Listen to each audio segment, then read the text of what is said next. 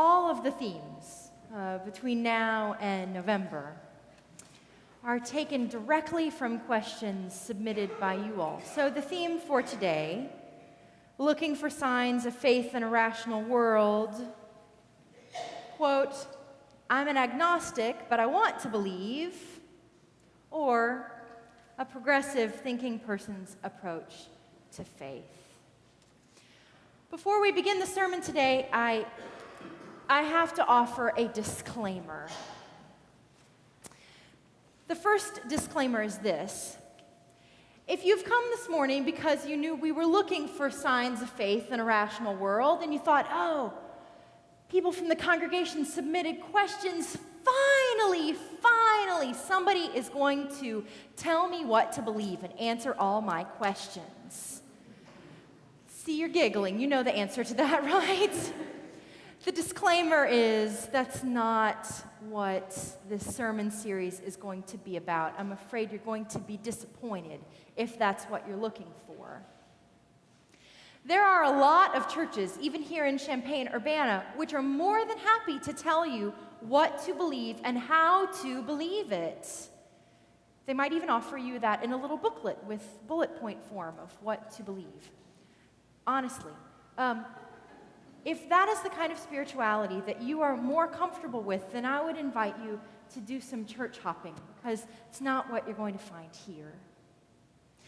What you'll find here, both in our congregation and in our denomination, the United Church of Christ, is a breadth of belief.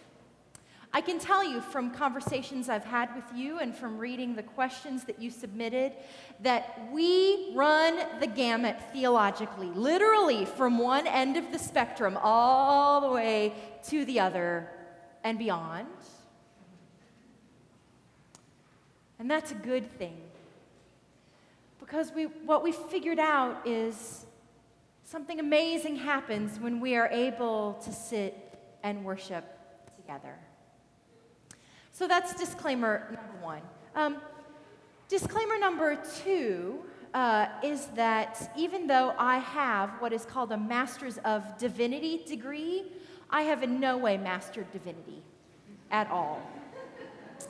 I wish they would call it something else, because it makes us sound like we have all the answers, and I don't have all the answers.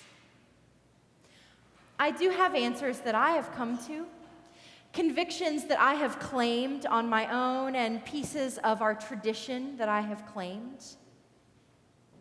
You have some of those things too, and I'll offer some of those to you from time to time in this sermon series. We have a wealth of tradition to draw from, both the tradition of our denomination and its predecessors, the Congregationalists and the Evangelical and Reformed Church.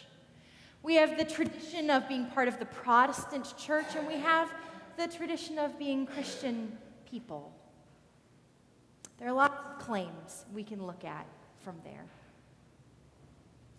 And the third disclaimer that I would make about the sermon series is that I would invite you to find ways over the next few months to be at home with your questions. Not to push them away as if they're some bad thing that ought to be squelched, but rather figure out how to live with the questions, to borrow a phrase. J.R.R. Tolkien said, it's up there at the top of your bulletin this morning, not all who wander are lost. And I believe that to be true. It may very well be that your questions, your musings, your wonderings, your doubts, your hopes, your fears, maybe those things are the signs of faith that you are looking for in this rational world. So now that all the fine print is out of the way, we can begin.